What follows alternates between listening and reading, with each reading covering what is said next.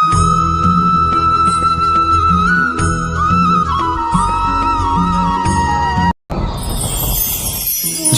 আমরা এই সংসারে জীবিত ততক্ষণ আমাদের সাথে সবকিছু থাকে। আমাদের ধন, সুখ স্বাচ্ছন্দ্য, আমাদের মিত্রগণ, আমাদের পরিবার, এই সমাজ, এই সবকিছু আমাদের সাথে থাকে। যেদিন আমরা এই সংসারকে ত্যাগ করব, এদের মধ্যে কেউ আমাদের সাথে যাবে না। না ধন, না স্বাচ্ছন্দ্য, না সম্পত্তি। এই সকল মানুষ, এই সমাজ, এরা শুধুমাত্রই শ্মশান পর্যন্ত আমাদের সাথে থাকতে পারবেন। তারপরে যদি আমাদের সাথে কিছু যেতে পারে তাহলে তা শুধুই আমাদের ধর্ম। আর এই সংসারে আমরা নিজেদের যে সুনাম রেখে যাই সেটা সম্ভব শুধুমাত্র কর্মের দ্বারা। সেই জন্য সংসারে যতদিন পর্যন্ত জীবিত আছেন, যদি কিছু অর্জন করতে চান তাহলে ধর্ম অর্জন করুন, ধর্মের বিষয়ে স্পষ্টতা অর্জন করুন এবং কর্ম অর্জন করুন। এটাই হবে আপনার অতীত এবং এটাই হবে আপনার ভবিষ্যৎ, এবং এটাই সকলকে প্রেরণা প্রদান করবে। আসুন আমার সাথে ভালোবেসে বলুন, রাধা রাধা। সমুদ্র মন্থনের সময় দুই ধরনের রত্ন লাভ করা হয়েছিল। প্রথম হলাহল, যার প্রভাব থেকে এই সমস্ত সংসারের জীবের প্রাণ বাঁচানোর জন্য মহাদেব তাকে নিজের কণ্ঠে ধারণ করে নিয়েছিলেন। আর দ্বিতীয় অমৃত, যেটা কিঞ্চিত পরিমাণ মাত্রায় পাওয়া গেছিল। কখনো কখনো জীবনে এমন কোনো বস্তু যা আপনি প্রয়োজনের থেকেও অনেক বেশি মাত্রায় ভোগের জন্য লাভ করে থাকেন, তা আপনার জন্য বিষ প্রমাণিত হতে পারে। যেমন জল, প্রয়োজনের থেকে অনেক বেশি মাত্রায় যদি এই জল আসে তাহলে আপনার প্রাণ কাটতে পারে। কিন্তু পরিশ্রমের পরে এক পাত্র শীতল জল দ্বারা আপনি যদি স্নান করে নেন তাহলে তা আপনার শরীরের জন্য অমৃত হবে। পরিশ্রম করার পরে যদি আপনার শরীর এক পাত্র খাবার লাভ করে তাহলে তা আপনার শরীরের জন্য অমৃত। কিন্তু যদি কোনো পরিশ্রম না করেই আপনি দিনরাত শুধুই খাবার গ্রহণ করতে থাকেন তাহলে আপনার কাছে তা বিষ সমান। বিষ এবং অমৃত গ্রহণ করাটা আপনার উপরে নির্ভর করছে। কোনো বস্তু আপনার পক্ষে বিষও হতে পারে, আবার অমৃতও হতে পারে। নির্ভর করছে যে আপনি সেটা কিভাবে ব্যবহার করছেন, কতটা মাত্রায় ব্যবহার করছেন। আসুন আমার সাথে ভালোবেসে বলুন, রাধা রাধা। অনেক সময় আমাদের মনে এই ভাবনা আসে যে আমাদের নিরীহ স্বভাবের সুযোগ নিয়ে এই সংসারের মানুষ শুধু আমাদের দুঃখই দেয়। কতবার এমন মনে হয় যে আমরা সবাইকে সাহায্য করার জন্য এগিয়ে যাই আর সকলে আমাদেরই দোষ দেয়। অনেক সময় এমন মনে হয় যে আমরা শুধুই সৎকর্ম করি, সকলের ভালো চাই, কিন্তু সকলে আমাদেরই বিষয়ে খারাপ কথা বলতে থাকে। দুঃখ হয়, কিন্তু আমাদের এটা ভেবে দেখা উচিত যে মানুষ আম গাছের গায়ে পাথর ছোড়ে, শাল গাছের গায়ে পাথর কেন ছোড়ে না? কারণ এই আম গাছে পাওয়া যায় মিষ্টি এবং সুস্বাদু ফল। অন্যদিকে শাল গাছ থেকে আমরা কি পাই? শুধুই কাঠ। তাই যদি আপনাকে কেউ কথা শোনায়, আপনাকে কোনো কিছুতে বাধ্য করার চেষ্টা করে, আপনার বিষয়ে অনুচিত কথা বলে, তাহলে নিশ্চয়ই আপনার মধ্যে এমন বিশেষ কিছু আছে যা তাদের মধ্যে নেই। নিজের মধ্যে আত্মবিশ্বাস বাড়িয়ে তুলুন, ধন্যাত্মক ভাব আনুন, সৎকর্ম করতে থাকুন। কোনো কটুতা এই মনে প্রবেশ করতে দেবেন না। এই মন সুপ্রসন্ন হয়ে বলবে, রাধা রাধা।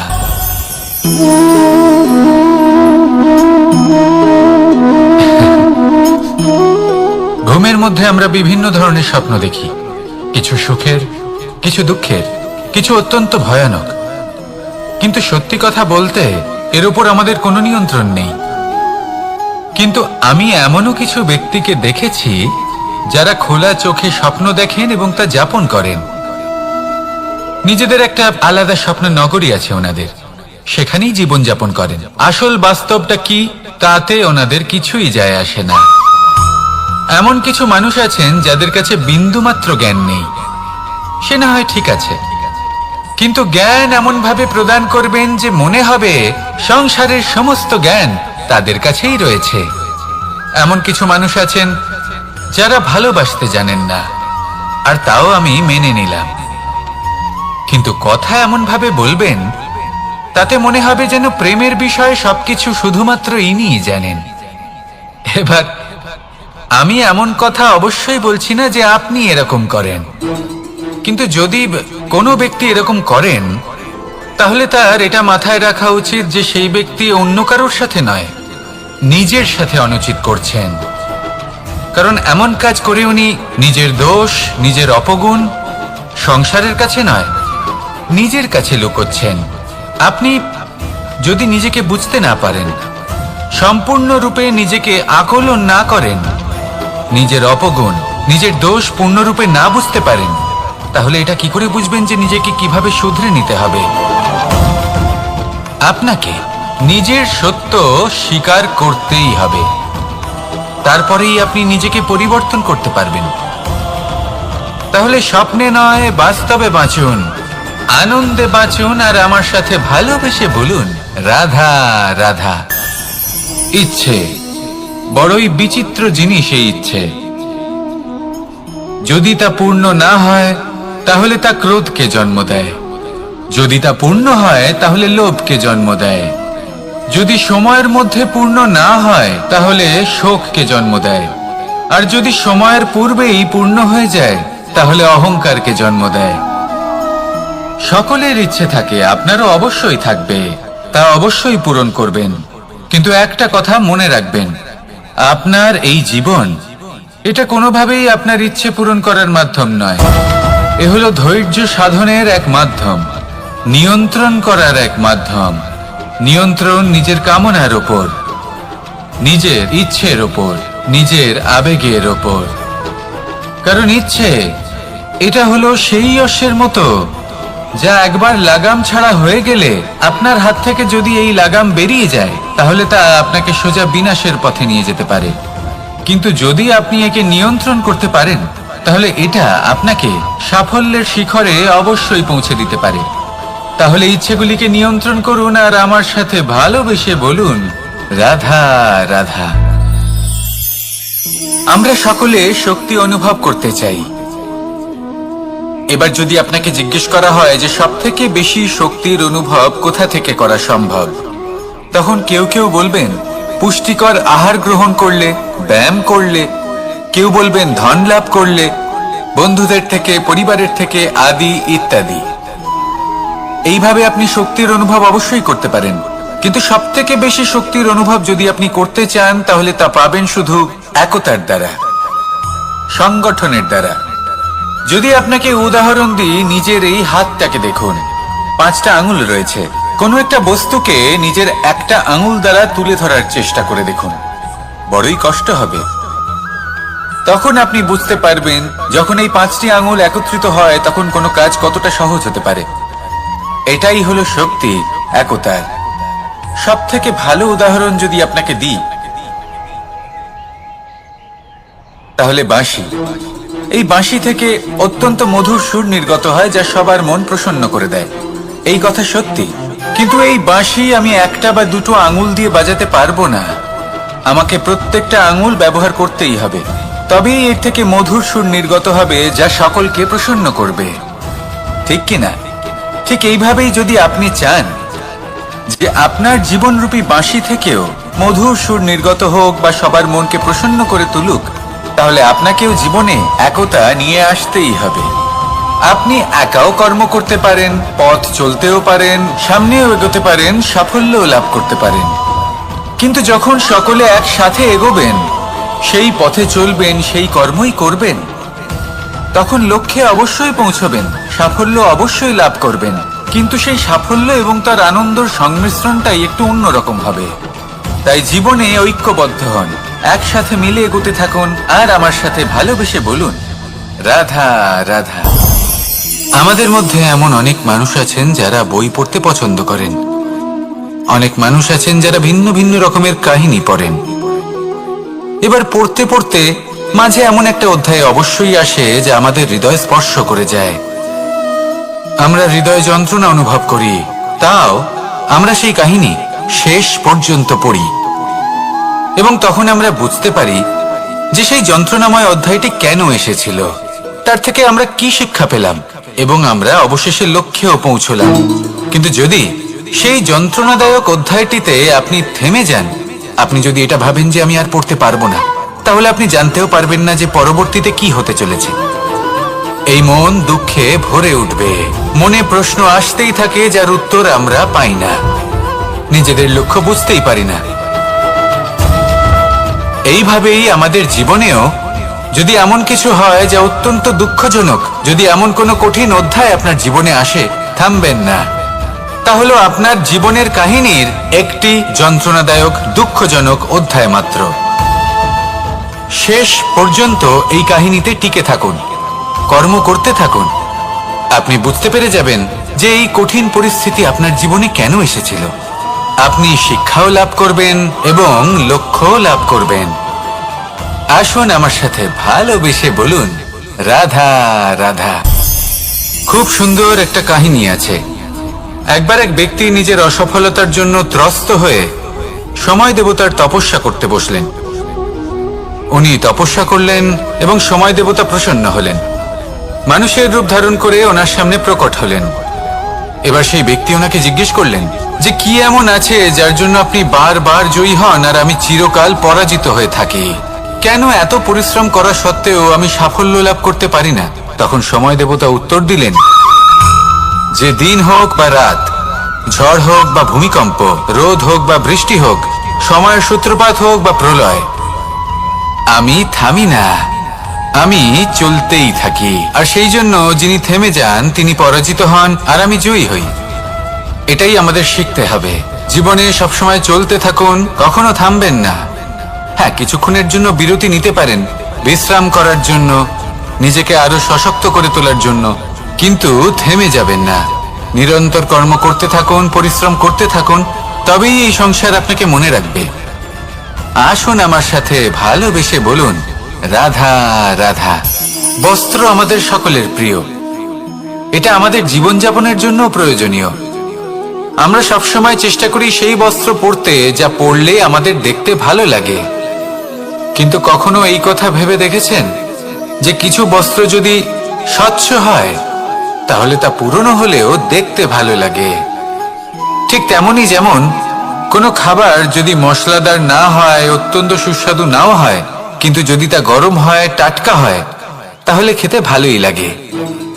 ঠিক সেইভাবেই যদি কোনো ব্যক্তি সুন্দর নাও হয় কিন্তু তার কথা খুবই মধুর হয়, তাহলে সেই ব্যক্তি সকলের প্রিয় হয়।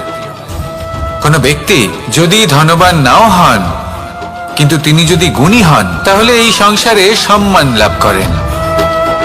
সেই জন্য কখনো এই বিষয়ে দুঃখ পাবেন না যে আপনার কাছে ভৌতিক স্বাচ্ছন্দ্য নেই। আপনার কাছে সব থেকে বড় বস্তু, সব থেকে মূল্যবান বস্তু যেটা আছে সেটা হলো আপনার আত্মা, আপনার মন, আপনার বিচারধারা, আপনার গুণ, আপনার কথা। এগুলো সবসময় শুভ রাখুন এবং সবসময় নিজের সাথে রাখুন। এই জীবন সফল হবে এবং প্রেমময় হয়ে বলে উঠবে, রাধা রাধা। মানুষের জীবন বড়ই বিচিত্র হয়। যেই মুহূর্তে জন্ম নেয় একটা প্রতিস্পর্ধায় প্রবেশ করতে থাকে। মানুষ জন্ম নেয় আর প্রতিস্পর্ধা শুরু হয়ে যায় ভাই এবং বোনের মধ্যে সর্বশ্রেষ্ঠ হবার, সবার থেকে এগিয়ে থাকার। তারপরে সে যায় গুরুকুলে, নিজের বন্ধুদের মধ্যে সর্বশ্রেষ্ঠ হওয়ার প্রতিস্পর্ধা শুরু হয়। এবার সেখান থেকে বাইরে বেরিয়ে সংসার জীবনে প্রবেশ করে ধন উপার্জনের প্রতিস্পর্ধা শুরু হয়। তা সে যুদ্ধই হোক বা কলা হোক, এই প্রতিস্পর্ধা কখনোই আমাদের পিছু ছাড়ে না। তাই যদি প্রতিস্পর্ধা করতেই হয়, তাহলে আমরা মানুষকে সাহায্য করার প্রতিস্পর্ধা কেন করব না? এমন এক প্রতিস্পর্ধা যাতে যে কেউ জিতুক বা যে কেউ হারুক না কেন, লাভ সকলের হবে।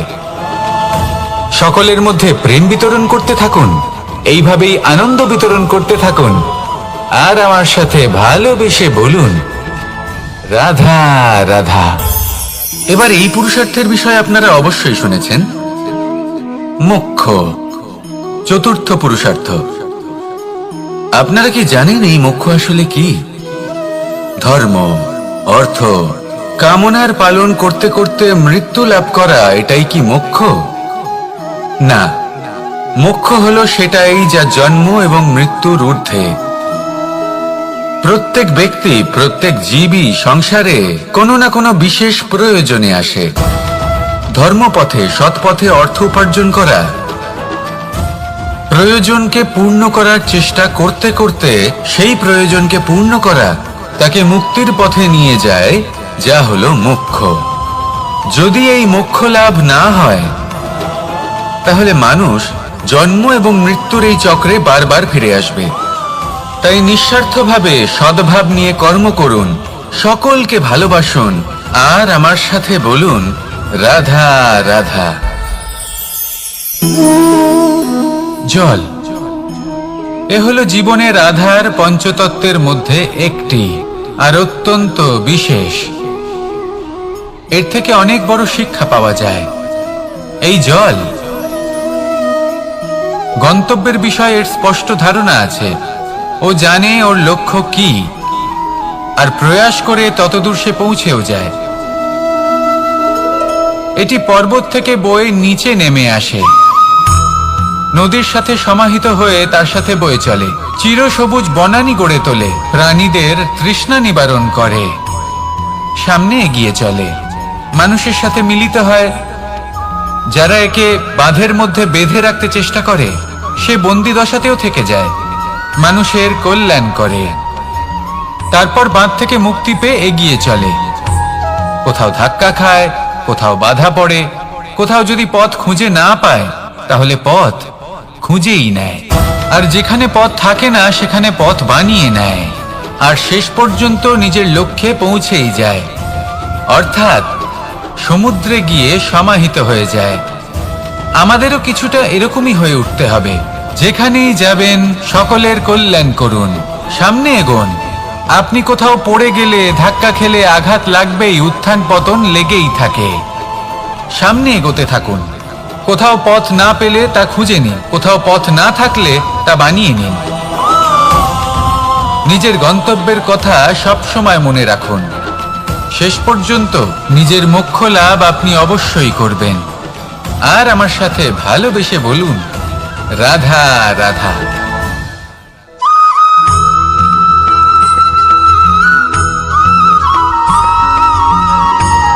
ছোট হোক বা বড়, রাজা হোক বা দরিদ্র, সমস্ত মানুষের মধ্যে একটা সামঞ্জস্য থাকে।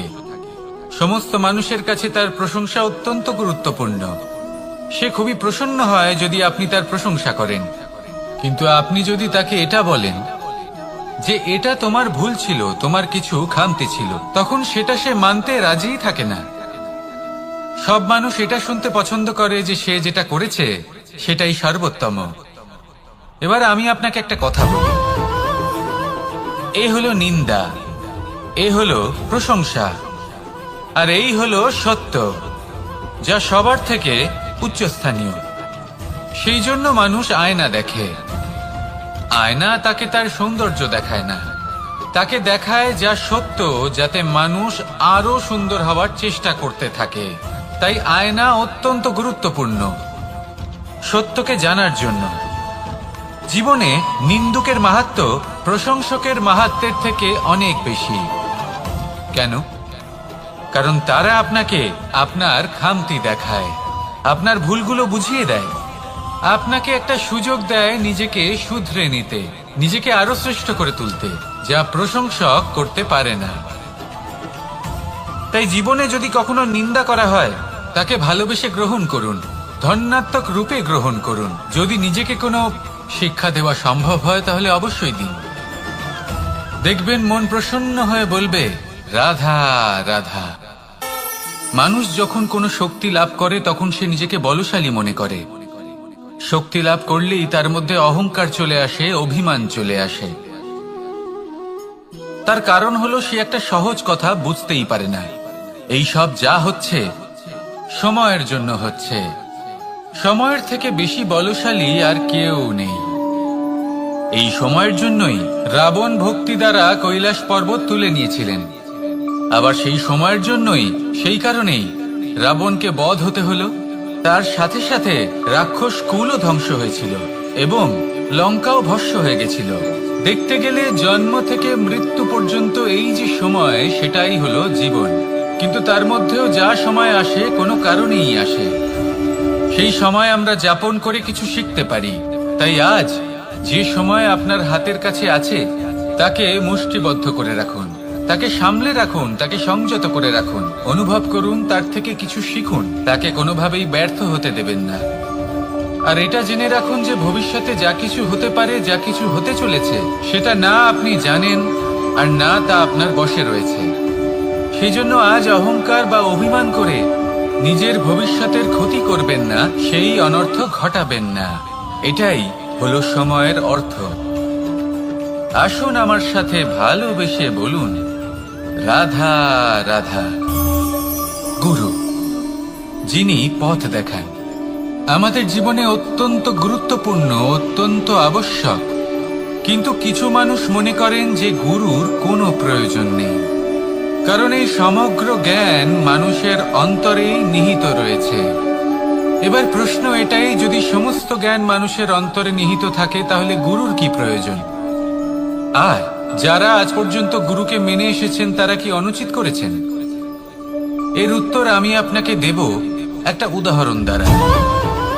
একটা কাঠ যা জ্বলনশীল, জ্বলনের ঊর্জা তার অন্তরে নিহিত রয়েছে, কিন্তু তার জ্বলনের জন্য বাইরে থেকে একটা অনুঘটকের প্রয়োজন হয়। এই অনুঘটকই হলেন আপনার গুরু। উত্তাপ যা একটা কাঠকে জ্বালাতে পারে, সেই উত্তাপ হলো গুরুর প্রচেষ্টা। যদি সেই গুরুই না থাকে, তার প্রচেষ্টাই না থাকে, তাহলে সেই সমস্ত জ্ঞান যা মানুষের অন্তরে নিহিত তা ব্যর্থ হয়ে যাবে। যদি আপনার সাথে আপনার গুরু থাকেন, আপনার পথ প্রদর্শন করেন, আপনার অন্তরের জ্ঞানকে বাইরে নিয়ে আসতে পারেন, তাহলে তাকে সম্মান করুন। আর আমার সাথে ভালোবেসে বলুন, রাধা রাধা। বিপদ আপদ আপনাকে সন্ত্রস্ত করে রাখতে পারে, কিন্তু এই বিপদ প্রত্যেকের জীবনে কোনো না কোনো কারণে থাকে। এটা আপনাকে দেখায় যে আপনার মধ্যে কি খামতি রয়েছে, কেন রয়েছে। এই বিপদ হলো সেই মাধ্যম যার দ্বারা আপনি নিজের দুর্বলতাকে নিজের শক্তিতে পরিবর্তন করতে পারেন। একটা ফুলের দিকে তাকান। একটা ফুল, তার বুকে যখন একটা সূচ বিঁধে এপার ওপার হয়ে যায়, শুধু তখনই আমাদের প্রভুর জন্য ফুলের মালা তৈরি করা যায়। সেই জন্য কখনোই বিপদকে ভয় পাবেন না, তার থেকে দূরে পালাবেন না, একে স্বাগত জানান। বোঝার চেষ্টা করুন এই বিপদ কেন আছে। যদি বিপদকে বুঝতে পারেন তবেই জীবনকে বুঝতে পারবেন। যদি জীবনকে বুঝতে পারেন তবে এই বিপদকে সম্পদে পরিণত করতে পারবেন। আসুন আর আমার সাথে ভালোবেসে বলুন, রাধা রাধা। পরিকল্পনা অত্যন্ত গুরুত্বপূর্ণ, এটা আমাদের জীবনে অত্যন্ত আবশ্যক, এটা আমাদের জীবনে। কিন্তু এই পরিকল্পনা ঠিক কতটা হওয়া উচিত, অর্থাৎ এই পরিকল্পনার সম্পর্কে কতটা চিন্তা করা উচিত, কতটা ভবিষ্যতের বিষয়ে চিন্তা করা উচিত। এবার দূরদর্শিতা অত্যন্ত বিশিষ্ট গুণ মানব জীবনে, কিন্তু দূরদর্শিতায় এতটাও মগ্ন হওয়া উচিত নয় যে কাছের জিনিসগুলোই নজরে না পড়ে। আজকের কথা বাদ দিয়ে শুধুই ভবিষ্যৎ নিয়ে চিন্তা করা অনুচিত। এবার দেখুন, পরিকল্পনা করুন, কিন্তু তার থেকে বেশি উপভোগ করুন। এই মুহূর্ত সম্পর্কে অবগত নয়, কিন্তু ভবিষ্যতের কথা আমরা চিন্তা করতে থাকি। আমি এটা অনুভব করতে চাই, ওইটা অনুভব করতে চাই, ওই আনন্দ প্রাপ্ত করতে চাই। এটা অনুচিত।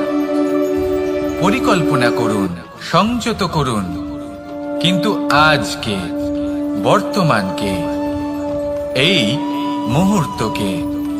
জীবনের বাস্তবিক আনন্দ এটা, আর জীবন যাপনের সব থেকে শ্রেষ্ঠ পথও এটা। আসুন আমার সাথে ভালোবেসে বলুন, রাধা রাধা।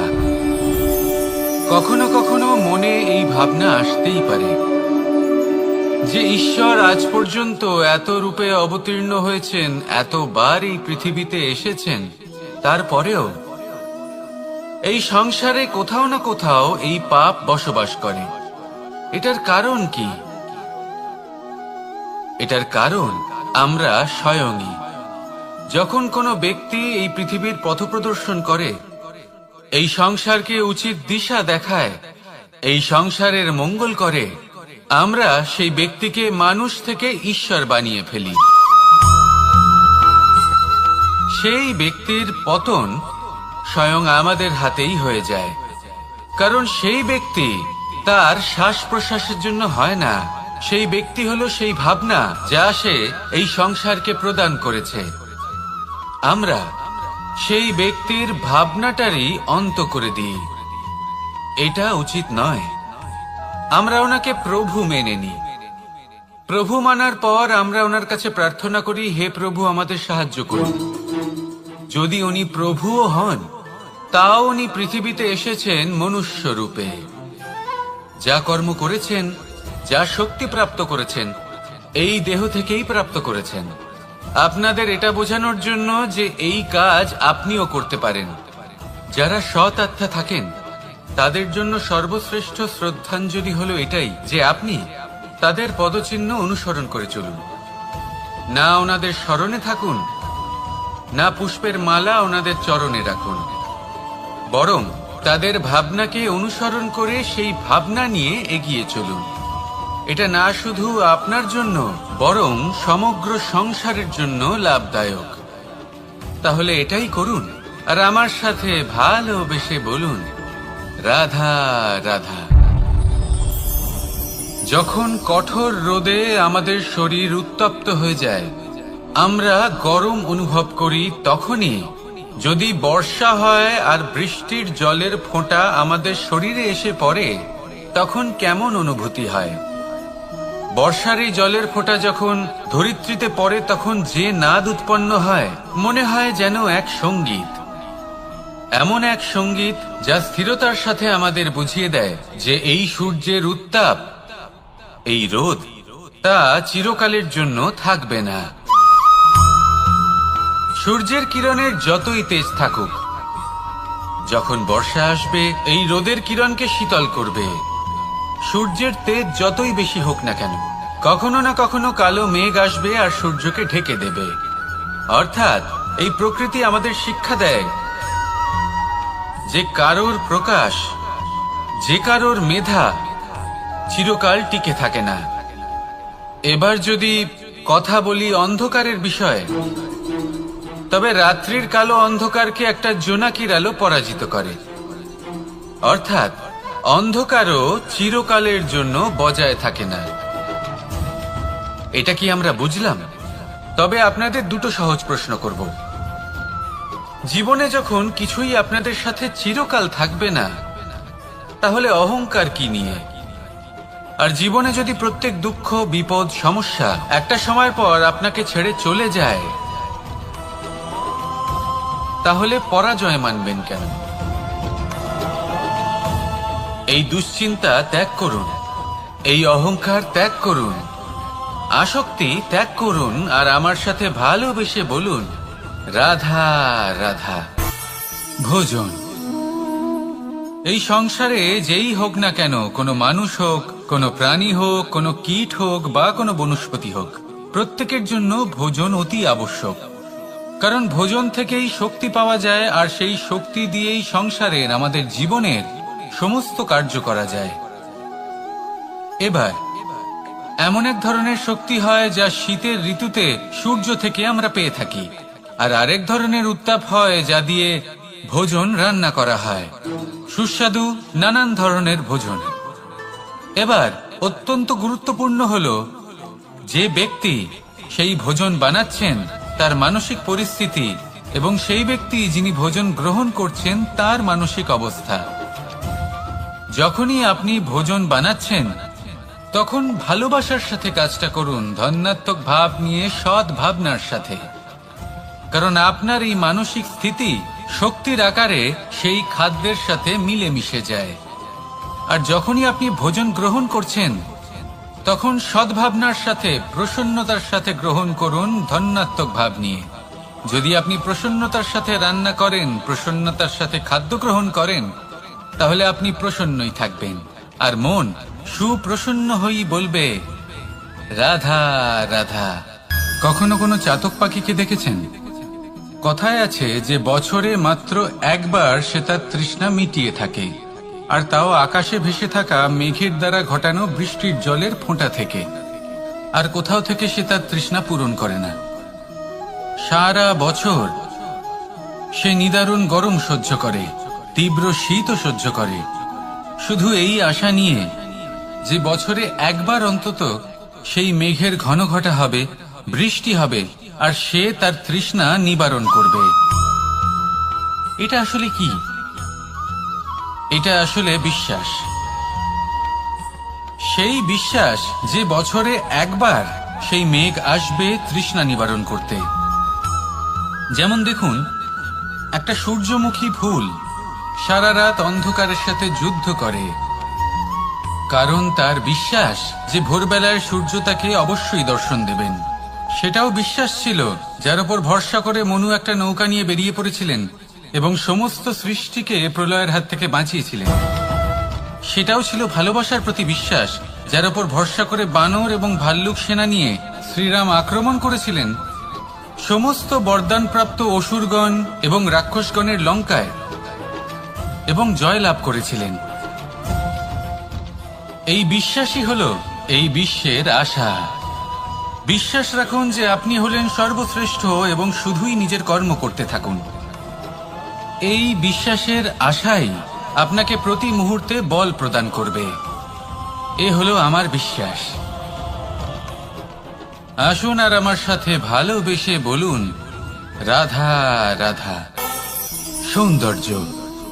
মানুষ নিজের সৌন্দর্যের বিষয়ে কতটা ভাবে, চায় যে সে সব থেকে বেশি রূপবান হবে, সব থেকে বেশি সুন্দর হবে। কিন্তু সৌন্দর্যের পরিভাষা কি তা কি সে জানে? কোনো মাকে জিজ্ঞেস করুন, ওনার জন্য সৌন্দর্যের পরিভাষা ওনার সন্তান। কোনো ভক্তকে জিজ্ঞেস করুন, ওনার জন্য সৌন্দর্যের পরিভাষা ওনার ভগবান। শ্রীরামকে জিজ্ঞেস করুন, ওনার জন্য সৌন্দর্যের পরিভাষা হলো হনুমান। ভাঙা হানু, ফুলে যাওয়া মুখ, দেখতে গেলে উনি বানর, লম্বা লেজ, এত নিরীহ যে ওনাকে অমূল্য মালা দিলে সেটা ছিঁড়ে তার ভেতরে শ্রীরামকে খুঁজছিলেন। কিন্তু ওনার ভাবনা কত সুন্দর। উনি এটা বিশ্বাস করেন যে সংসারের যতই মূল্যবান জিনিস দিয়ে এই মালা তৈরি করা হোক না কেন, যদি এর মধ্যে শ্রীরাম না থাকেন তাহলে এর মধ্যে কোনো অর্থ নেই। সৌন্দর্য রূপে নয়, ভাবনায় নিহিত থাকে। যদি আপনি সৌন্দর্য প্রাপ্ত করতে চান তাহলে তা কর্মে নিয়ে আসুন, ভাবনায় এবং বিচারে নিয়ে আসুন। এই সৌন্দর্য আপনার সাথেই থাকবে। যদি আপনি সৌন্দর্যকে রূপের মধ্যে খোঁজেন তাহলে কিছুক্ষণের জন্য পাবেন, সেই সৌন্দর্য সময়ের সাথে হারিয়ে যাবে। সৌন্দর্য যদি পেতে চান, খুঁজতেই চান, তাহলে হৃদয় খুঁজুন, কর্মে খুঁজুন। মন প্রসন্ন হয়ে বলবে, রাধা রাধা। ব্যায়াম, এই শব্দ আমরা সকলে শুনেছি, আর এটা সারা জীবন আমাদের সাথেই থাকে কোনো না কোনো রূপে। যখন আমরা জন্মগ্রহণ করি, চলতে শিখি, প্রথমে আমরা হামাগুড়ি দিয়ে চলি, পরে চলতে চেষ্টা করি কিন্তু পড়ে যাই। তখন আমাদের বাড়ির গুরুজনেরা আমাদের আটকান না। ওনারা মনে করেন এইভাবেই আমাদের সন্তান চলতে শিখবে, এইভাবেই তার পা আরো মজবুত হবে, যা অত্যন্ত গুরুত্বপূর্ণ। এইবার জীবনকালে যতই আমরা এগোতে থাকি, এই ব্যায়াম বিভিন্ন রূপে আমাদের সাথেই থাকে। কিন্তু আপনি কি জানেন যে এই ব্যায়ামের তাৎপর্য আসলে কি? আপনি কি জানেন এই ব্যায়ামের মর্ম আসলে কি? যখনই আমরা এই ব্যায়াম করি, আমাদের শরীরের মাংসপেশি ক্ষয় হয়। প্রথমে তা ক্ষয় হয়, তারপর আবার তা নির্মিত হয়। আরো শ্রেষ্ঠ, আরো শক্তিশালী মাংসপেশি আমরা লাভ করি। অর্থাৎ এই ব্যায়াম হলো সৃজনের বিজ্ঞান। এই ব্যায়াম আমাদের জন্য অত্যন্ত আবশ্যক। সেই জন্য জীবনে যখনই কোনো কিছু নষ্ট হয়ে যায়, চলে যায়, তখন হতাশ হয়ে পড়বেন না, তাকে পুনর্নির্মাণ করার চেষ্টা করবেন। আর এই শিক্ষা আমরা লাভ করি পাখিদের থেকে।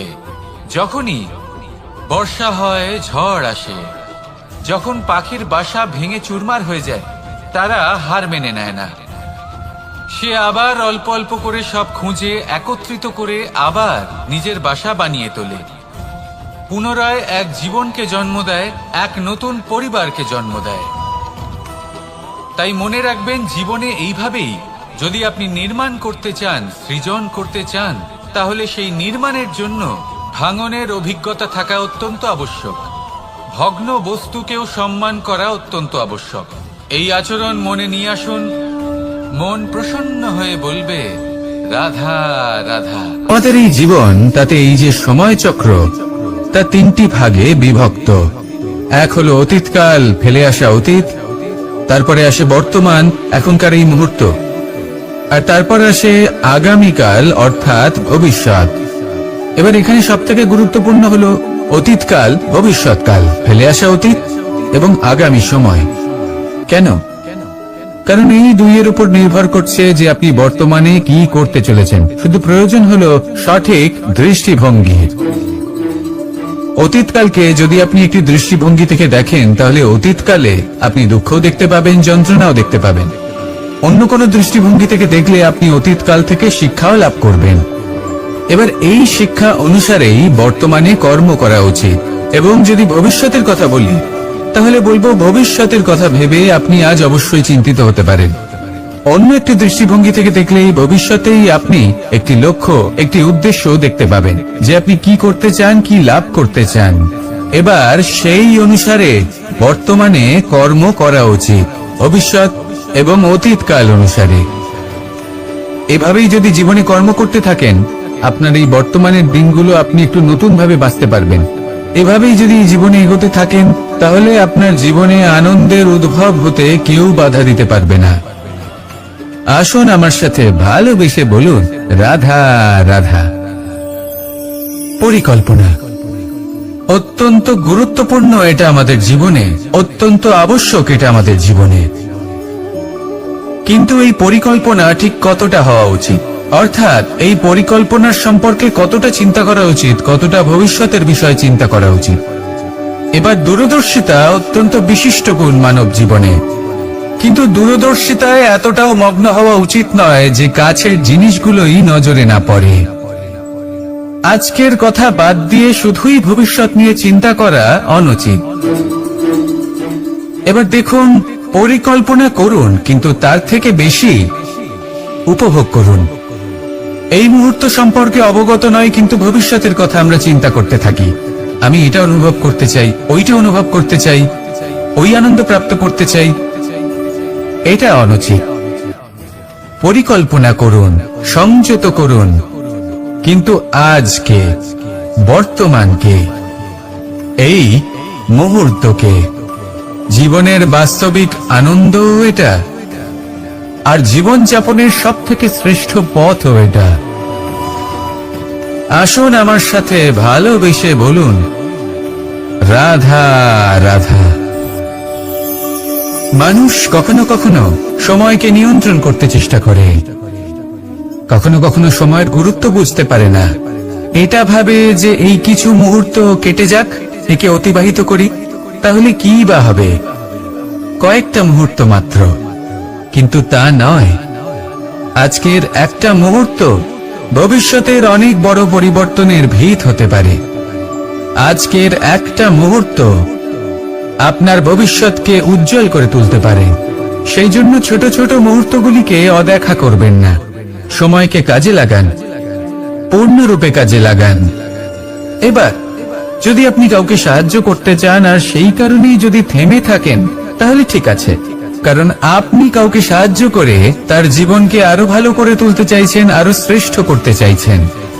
এই পুণ্য, এই কর্ম ফিরে আপনার কাছেই আসবে আর আপনার জীবনকে শুভ করে তুলবে। কিন্তু যদি আপনি আলস্যের কারণে থেমে থাকেন এবং কিছুই না করেন, সময় নষ্ট করেন, তাহলে কিন্তু একটাই ঘটনা ঘটবে, আপনার ভবিষ্যৎ বিপদগ্রস্ত হয়ে পড়বে, আর কিছুই নয়। সেই জন্য এটা বোঝা প্রয়োজন যে কখন থামতে হবে এবং কেন থামতে হবে। যদি আপনার থামার কারণ এবং সময় অনুচিত হয়ে থাকে, তাহলে আপনার ভবিষ্যৎ কখনোই উচিত হতে পারে না। সেই জন্য সময়কে সম্মান করুন আর পূর্ণ ব্যবহার করতে শিখুন। আর আমার সাথে ভালোবেসে বলুন, রাধা রাধা। বিপদ আপদ আপনাকে সন্ত্রস্ত করে রাখতে পারে, কিন্তু এই বিপদ প্রত্যেকের জীবনে কোনো না কোনো কারণে থাকে। এটা আপনাকে দেখায় যে আপনার মধ্যে কি খামতি রয়েছে, কেন রয়েছে। এই বিপদ হলো সেই মাধ্যম যার দ্বারা আপনি নিজের দুর্বলতাকে নিজের শক্তিতে পরিবর্তন করতে পারেন। একটা ফুলের দিকে তাকান।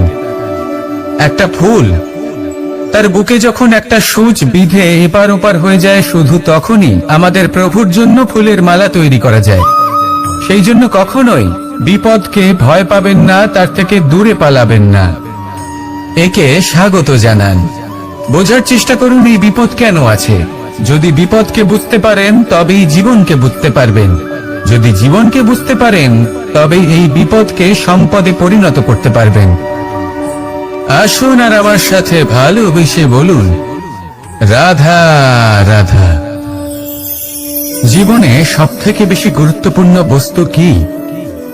বাড়ি, বাহন, সোনা, ধন।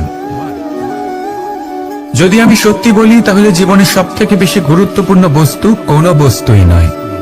যদি কিছু গুরুত্বপূর্ণ থাকে তাহলে তা হলো অনুভূতি, করুণা, মিত্রতা, মাতৃত্ব, বাৎসল্য, আর সবথেকে বেশি গুরুত্বপূর্ণ ভালোবাসা। নিজেদের এই জীবনে যদি আপনি শুধুমাত্র বস্তুর খেলাতে মেতে থাকেন তাহলে জীবনে আনন্দ কখনোই থাকবে না। নিজের এই জীবনকে অনুভূতির পীঠস্থান বানিয়ে তুলুন। এই মন প্রসন্ন হয়ে বলবে, রাধা রাধা। সাগরের ঢেউ সমুদ্র তটে ধাক্কা খেয়ে, পাথরের সাথে ধাক্কা খেয়ে তার আকার বদলে দিতে পারে। বিভিন্ন আকারের পাথরে এদের ঘষে ঘষে গোলাকার বানিয়ে দিতে পারে, কিন্তু এই সাগরের ঢেউ এদের নিজেদের আকার কখনো বদলায় না। কিন্তু এমন কেন? কারণ এরা বিচ্ছিন্ন হয়েও আবার একত্রিত হতে জানে। অর্থাৎ যখন এরা বিচ্ছিন্ন হয় তখন মতভেদ অবশ্যই, কিন্তু আবার একত্রিত হওয়া হলো এদের একতার প্রতীক। দেখুন, ঝগড়াঝাঁটি, তর্ক বিতর্ক, মতভেদ এগুলো জীবনের অভিন্ন অঙ্গ, কিন্তু এদের কখনো মনে প্রবেশ করতে দেবেন না। যদি মনে প্রবেশ করেও ফেলে তাদের মনে ঘর করতে দেবেন না, এদের বের করে ফেলুন। এই ঝগড়াঝাঁটি, তর্ক বিতর্ক, মতভেদ এদের সারা জীবন সাথে নিয়ে চলবেন না। যদি একসাথে নিয়ে চলতে চান তাহলে সকলকে একসাথে নিয়ে চলুন, ঢেউয়ের মতো। একতায় বিশ্বাস রাখুন। একসাথে মিলে যদি এগোতে থাকেন তাহলে অনেক দূর পৌঁছবেন, নয়তো শুধু দূরের কথা ভেবেই যাবেন। কি চান সেই সিদ্ধান্ত আপনারই। আসুন আর আমার সাথে ভালোবেসে বলুন, রাধা রাধা। জীবনে কিছু শেখা অত্যন্ত গুরুত্বপূর্ণ। এবার কি কি শিখতে হবে সেই সব শেখানোর জন্য অনেক শিক্ষক রয়েছেন, কিন্তু কি শিখবেন না আর কি করবেন না এটা আমাদের নিজের অভিজ্ঞতা দিয়ে শিখতে হয়। কিন্তু তার মানে এটা নয় যে যদি আপনাকে শিখতে হয় যে আগুনের তাপ কতটা, আপনাকে আগুনের মধ্যে হাত দিতে হবে। না, অন্য কারোর অভিজ্ঞতা দ্বারাও শিখতে পারেন। প্রশ্ন শুধুমাত্র একটাই যে আপনি কি শিখতে চান নাকি চান না। যদি আপনি এটাই ভাবেন যে আমি শুধুই নিজের অভিজ্ঞতা দ্বারাই শিখতে চাই, তাহলে জীবনকাল ছোট মনে হবে, অনেক কিছুই শিখতে পারবেন না। তাই নিজের সাথে সাথে বড়দের অভিজ্ঞতার দ্বারাও শেখা শুরু করে দিন। এই সংসারের অভিজ্ঞতা দ্বারা শিখতে শুরু করে দিন। আর এটা নিশ্চিত রূপে শেখা আবশ্যক যে কখন কি করবেন না, কোথায় থামতে হবে আর কোথায় থামবেন না। তাহলে আসুন আর আমার সাথে ভালোবেসে বলুন, রাধা রাধা।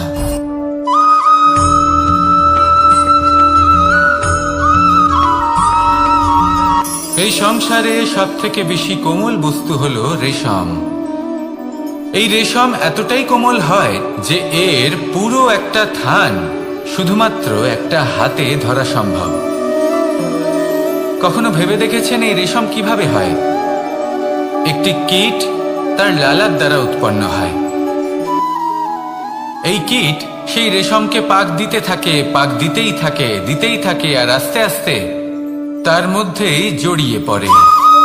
শেষে ওর এই সুন্দর অমূল্য সৃষ্টি রেশমের এই সুতো তার নির্মাণ কার্য পূর্ণ হয়, কিন্তু তাতেই ও নিজে বন্দী হয়ে যায়।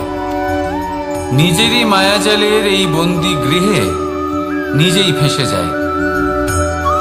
এবার এই সুতোকে ব্যবহারযোগ্য করে তোলার জন্য এই কীটগুলিকে এই কবচের সাথেই ফুটন্ত জলে ফেলে দেওয়া হয়।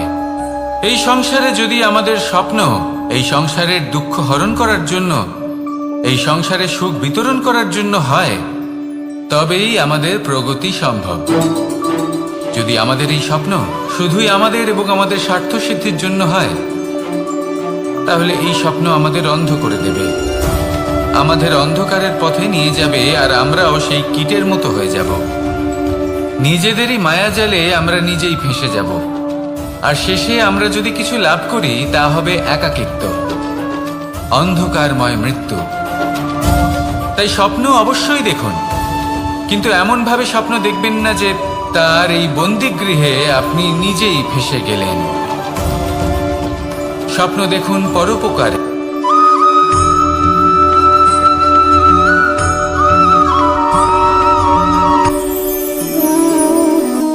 শক্তি এক অত্যন্ত বিচিত্র বস্তু, বা বলতে পারেন অনুভূতি। পিতা সবসময় চান যেন তিনি তার শক্তি পুত্রকে। আসুন আপনাকে সহজে বোঝাই। যদি আপনি সুপাত্র হন আর আপনাকে শক্তি দেওয়া হয়, তাহলে আপনি সেই শক্তির গুরুত্ব বুঝবেন, কোথায় সেই শক্তি প্রয়োগ করা উচিত সেটা বুঝবেন। আর এটা যেহেতু অর্জন করা শক্তি হবে, সেই শক্তির অপব্যবহার হবে না। কিন্তু যদি এই আপনি কুপাত্র হন আর যদি আপনাকে এই শক্তি দেওয়া হয়, তাহলে কি হবে? দেখতে গেলে এই শক্তি আপনি দান হিসেবে পেয়েছেন, তাই না আপনি এই শক্তির গুরুত্ব বুঝবেন আর না এর প্রয়োগ আপনি জানবেন। তার অপব্যবহার হওয়া সুনিশ্চিত। তাই যদি আপনি কোনো শক্তি অর্জন করতে চান, তাহলে আগে তার যোগ্য হয়ে উঠুন, পুত্র নয় পাত্র হয়ে উঠুন। আর আমার সাথে ভালোবেসে বলুন, রাধা রাধা।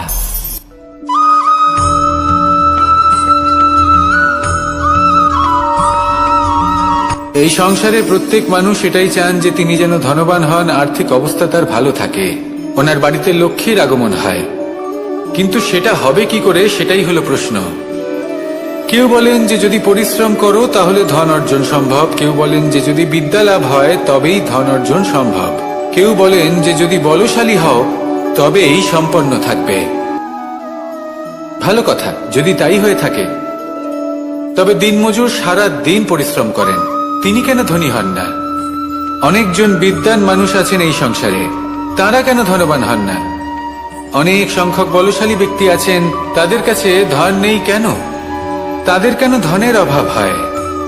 আবার এমনও কিছু মানুষ আছেন যারা পরিশ্রম করেন, তারা দিনমজুর, কিন্তু তারা ধন অর্জন করতে পারেন। কিছু বিদ্বান ব্যক্তি আছেন যাদের কাছে অধিক মাত্রায় ধন রয়েছে, কয়েকজন বলশালী ব্যক্তি রয়েছেন যাদের কাছে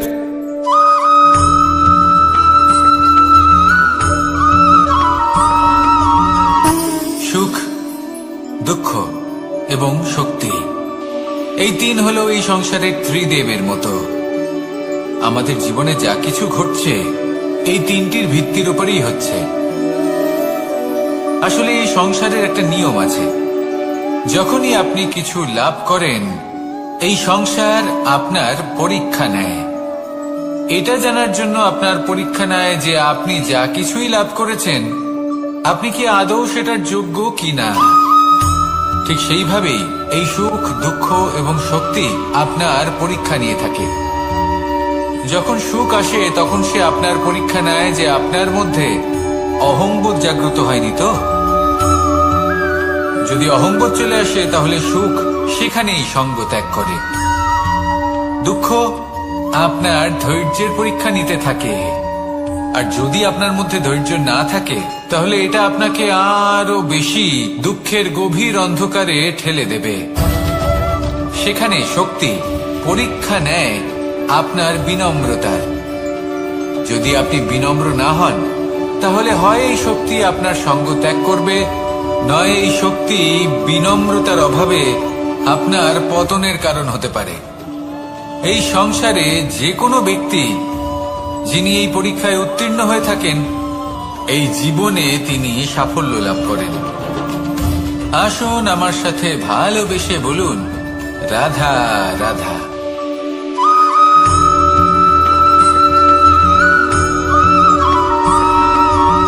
পঞ্চতত্ত্বের মধ্যে দ্বিতীয় তত্ত্ব হল ধরণী, ভূমি, যাকে আমরা ধরণী মাতা বলি। এই ধরণী ধৈর্য ধারণ করে, আর এর ওপরেই আমাদের সমগ্র সংসার নির্ভরশীল। কারণ এই ভূমি সহ্য ক্ষমতা রাখে, এর সহ্য ক্ষমতা হলো অপরিসীম। সন্তান যতই আঘাত প্রদান করুক না কেন, প্রেম পূর্বক সহ্য করে, আর তার বদলে অমূল্য রত্ন প্রদান করে। সন্তান যদি হাল চালায়, তাহলে তার বদলে তাকে অন্ন প্রদান করে। এটাই হলো ধরণী। এবার এর থেকে আমরা কি শিক্ষা পেতে পারি? এটাই যে কারোর জন্য কিছু করা বা কাউকে কিছু দেওয়া মনে কোনো কামনা ছাড়াই। আর এই কথাটা বুঝে যান, যদি কারোর জন্য কামনা না রেখে বা কোনো পাওয়ার আশা না রেখে কারোর জন্য কিছু করেন বা কারোকে কিছু দেন, যদি এটা আপনি শিখতে পারেন, তবে আপনি ভালোবাসতে শিখে গেছেন। আর সেই জন্যই এই ধরিত্রীকে মাতা বলা হয়। কারণ মাতা শুধু উনি নন যিনি গর্ভে সন্তানকে ধারণ করেন, মাতা তো উনিও যিনি জীবন বাঁচতে শেখান, যিনি জীবন বাঁচার উদাহরণ প্রদান করেন। তাহলে ধরণীর থেকে এই নিঃস্বার্থ ভাব শিখুন, নিঃস্বার্থ ভালোবাসা শিখুন, আর এই ভালোবাসার সাথেই বলুন, রাধা রাধা।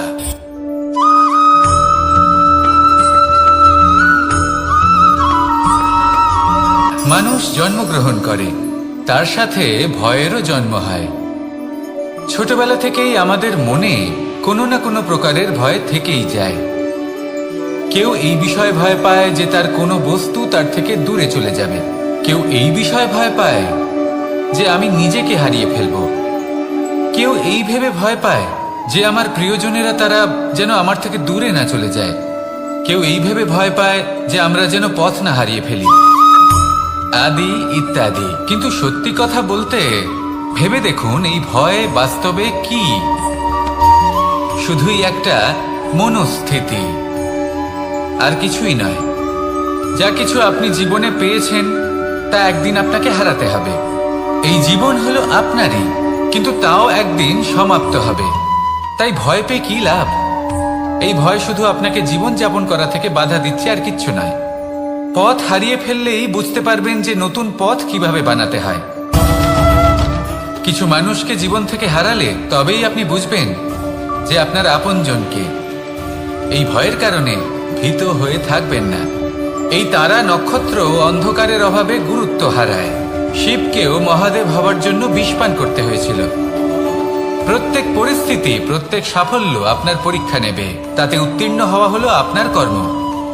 যখনই আপনি ভয় পাবেন বা সংকটের সম্মুখীন হবেন, তখন সাহসের সাথে তার সম্মুখীন হন। মনে রাখবেন, যে সম্মুখীন হতে জানে, সাফল্য তার সাথে সবসময় থাকে। আসুন আর আমার সাথে ভালোবেসে বলুন, রাধা রাধা।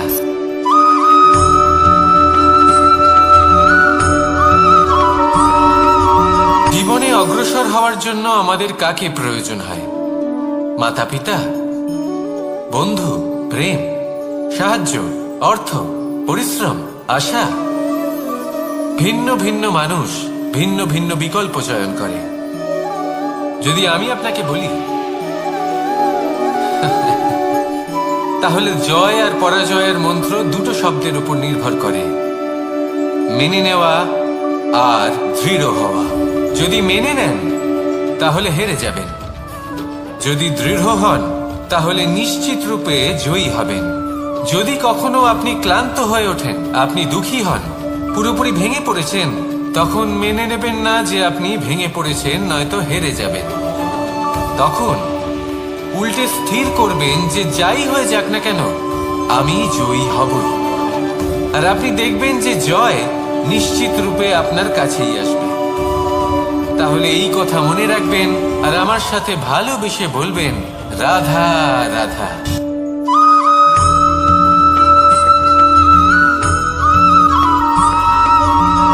এই সংসারে কোনো বস্তু হোক বা ব্যক্তি হোক, তার একার গুরুত্ব কিন্তু খুব বেশি নয়।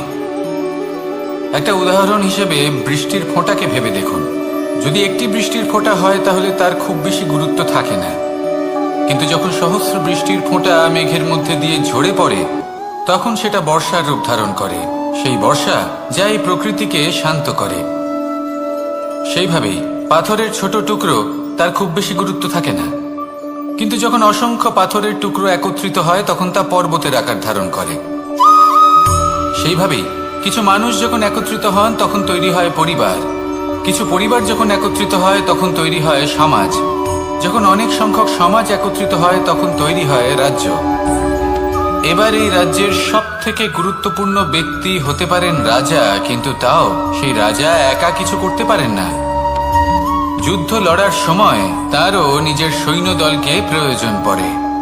কিন্তু এই সংসারে এমন একজন ব্যক্তি আছেন যিনি একাই সব কাজ করতে থাকেন, এবং সেই ব্যক্তি হলেন মা।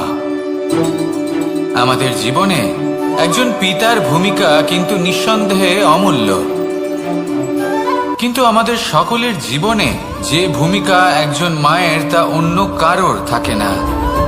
একজন মা একাই সন্তানকে বড় করতে পারেন, সংস্কারী করে তুলতে পারেন, তার জন্য পরিশ্রম করেন। আর এত কিছু কাজ করার পরেও তার কাজের জন্য তিনি প্রশংসা অবশ্য পান না। উল্টে যদি সেই সন্তান অনুচিত পথে চালিত হয়, অনুচিত কর্ম করে, তখন সেই মাকেই অপবাদের পাত্র হয়ে উঠতে হয়। আমাদের জীবনে মায়ের যোগদান কতটা সেটা বুঝুন। আপনাকে বড় করে তোলার জন্য উনি কতটা পরিশ্রম করেছেন সেটা বুঝুন। আজ থেকে, এখন থেকে, এই মুহূর্ত থেকে মাকে সম্মান করতে শিখুন। যখন সময় পাবেন, যখন সুযোগ হবে, তখন তার প্রশংসা করুন, ওনারও ভালো লাগবে। আর মায়ের এই মমতার জন্য, তার এই ভূমিকার জন্য আসুন সবাই মিলে আমরা তাকে প্রণাম করি, আর সকলে মিলে ভালোবেসে বলি, রাধা রাধা।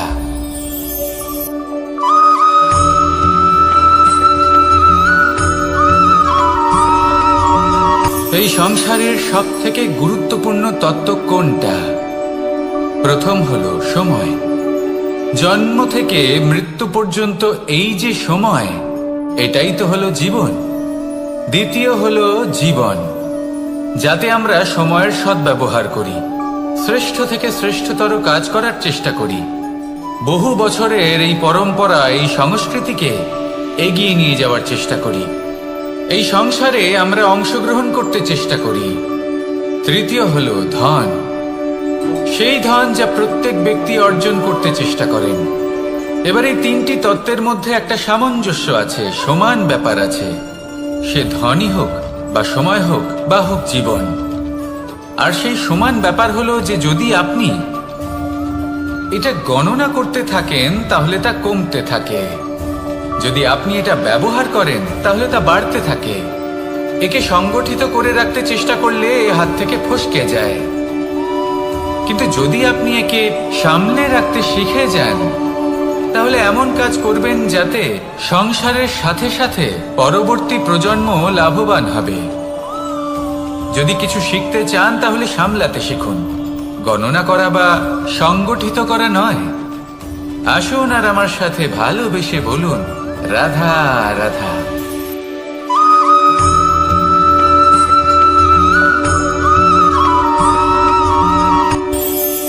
এই সংসারে আমরা প্রকাশ কোথা থেকে পাই? এর উত্তর বড়ই সরল। ভোরে যখন সূর্যোদয় হয় তখন প্রকাশের কিরণ আমাদের ঘরে এসে পৌঁছয়। এইভাবেই আমরা প্রকাশ লাভ করি। এবার এই প্রকাশের আলোতেই আমরা সারাদিনের কাজ সম্পন্ন করি। সন্ধে হয়ে যায়, সূর্যাস্ত হয়ে যায়, আর আমাদের ঘর যাতে অন্ধকার না হয় তার জন্য আমরা একটা প্রদীপ প্রজ্বলিত করি। এটাই ঘটে আমাদের জীবনেও। এবার প্রবাহমান আয়ুর সাথে আমরা আমাদের অন্তরে যদি একটা প্রদীপ প্রজ্বলিত করে নিই তাহলে বিষয়টাই অন্যরকম হবে। এবার আপনি বলবেন কোন প্রকাশের কথা বলছি যা আমাদের অন্তরে জাগ্রত করা সম্ভব? আমাদের আত্মার মাঝে প্রেমের প্রকাশ জাগ্রত করার কথা বলছি। কারণ আমাদের এই জীবন এও হলো দিনের আলোর মতো। আজ প্রকাশ আছে, কিন্তু কোনোদিন অবশ্যই অস্ত হবে। কিন্তু অস্ত হবার আগে যদি আমরা আমাদের আত্মার মাঝে প্রেমের এই প্রকাশ উজ্জ্বলিত করে নিই তাহলে আমাদের সন্ধ্যাকালও আমরা আনন্দে এবং প্রেমে যাপন করব। তাহলে আসুন আর আমার সাথে ভালোবেসে বলুন, রাধা রাধা।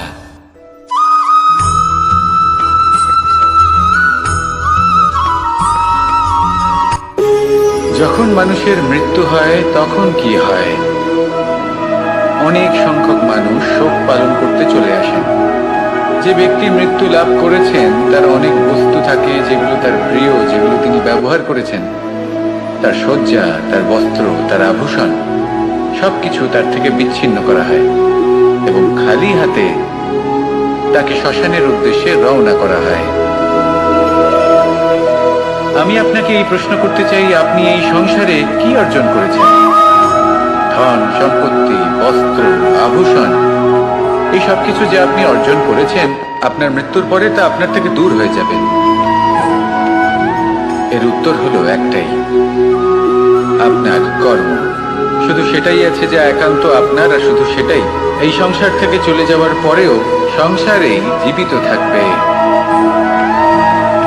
যদি আপনি দুষ্কর্ম করেন তাহলে এই সংসার আপনাকে একটি অনুচিত উদাহরণ হিসেবে মনে রাখবে যে এই ব্যক্তি খুব পাপী ছিল, অনুচিত কর্ম করতেন।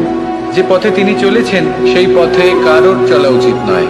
সেখানেই যদি আপনি সৎকর্ম করেন তাহলে সংসার চিরকাল এটাই বলবে যে খুব ভালো মানুষ ছিলেন, সবাইকে ভালোবাসতেন, সবাইকে সাহায্য করতেন, আমার খুব প্রিয় মানুষ ছিলেন।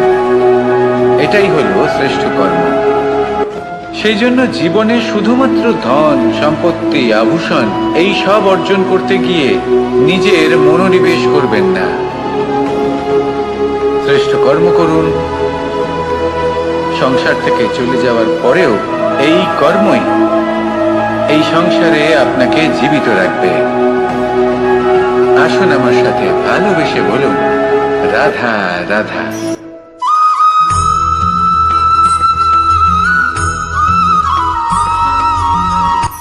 এই সংসারে সাফল্য লাভ করার জন্য জ্ঞানের প্রয়োজন হয়, পরিশ্রমের প্রয়োজন হয়, দৃঢ় নিষ্ঠার প্রয়োজন হয়, নিরন্তর চেষ্টা করা প্রয়োজনীয়।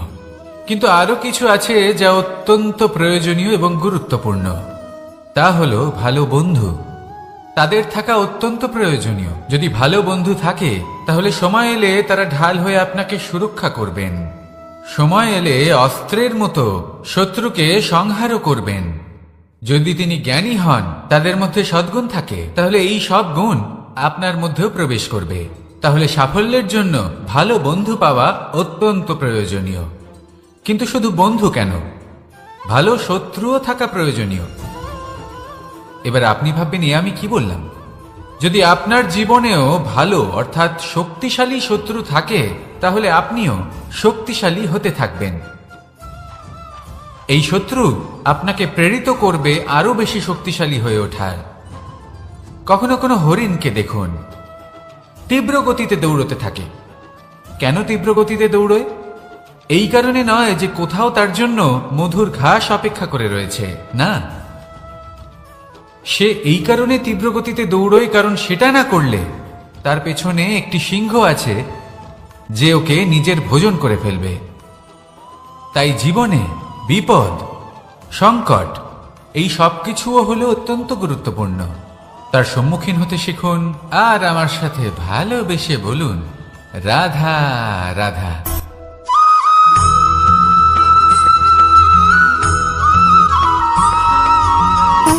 সুখ, দুঃখ এবং শক্তি, এই তিন হলো এই সংসারের ত্রিদেবের মতো।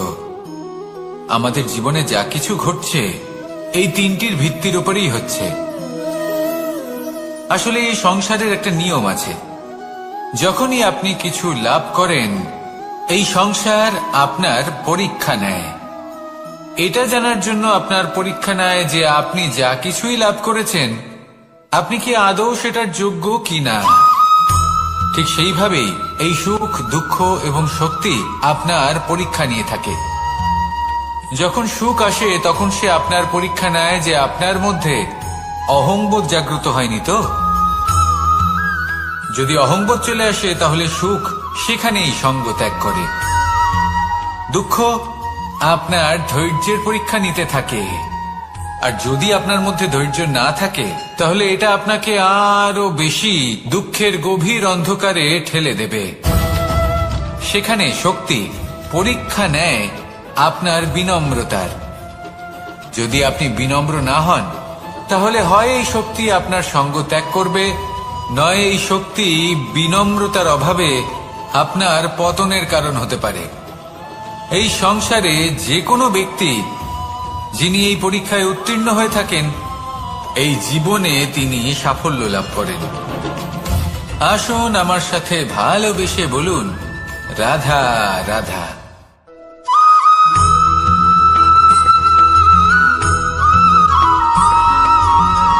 পুরুষার্থ।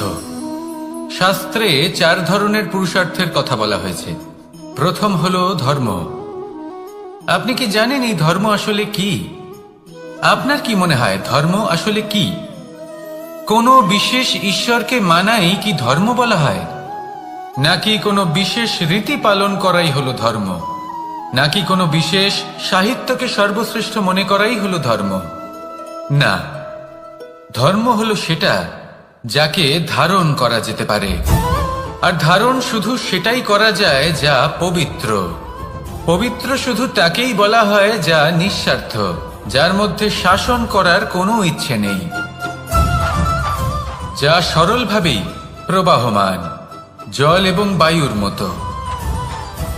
যখন কোনো ব্যক্তি ধর্মকে ধারণ করেন এবং সেই ধর্ম সেই ব্যক্তিকে রক্ষা করে তখন তাকে ধর্ম বলা হয়। ধর্ম যা রক্ষা করে অহংকার থেকে, খারাপ চিন্তার হাত থেকে।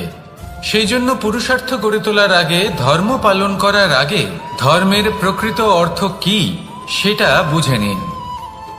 এটা জেনে রাখুন যে সমস্ত ধর্মের আধার, সমস্ত ধর্মের ভিত শুধুমাত্র ভালোবাসা।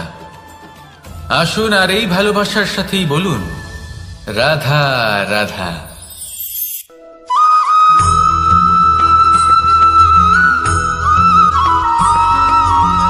এই সংসারে সবথেকে বেশি কোমল বস্তু হলো রেশম। এই রেশম এতটাই কোমল হয় যে এর পুরো একটা থান শুধুমাত্র একটা হাতে ধরা সম্ভব। কখনো ভেবে দেখেছেন এই রেশম কিভাবে হয়? একটি কীট তার লালার দ্বারা উৎপন্ন হয়। এই কীট সেই রেশমকে পাক দিতে থাকে, পাক দিতেই থাকে আর আস্তে আস্তে তার মধ্যেই জড়িয়ে পড়ে। শেষে ওর এই সুন্দর অমূল্য সৃষ্টি রেশমের এই সুতো তার নির্মাণ কার্য পূর্ণ হয়, কিন্তু তাতেই ও নিজে বন্দী হয়ে যায়। নিজেরই মায়াজালের এই বন্দী গৃহে নিজেই ফেঁসে যায়। এবার এই সুতোকে ব্যবহারযোগ্য করে তোলার জন্য এই কীটগুলিকে এই কবচের সাথেই ফুটন্ত জলে ফেলে দেওয়া হয়। এই সংসারে যদি আমাদের স্বপ্ন এই সংসারের দুঃখ হরণ করার জন্য, এই সংসারে সুখ বিতরণ করার জন্য হয়, তবেই আমাদের প্রগতি সম্ভব।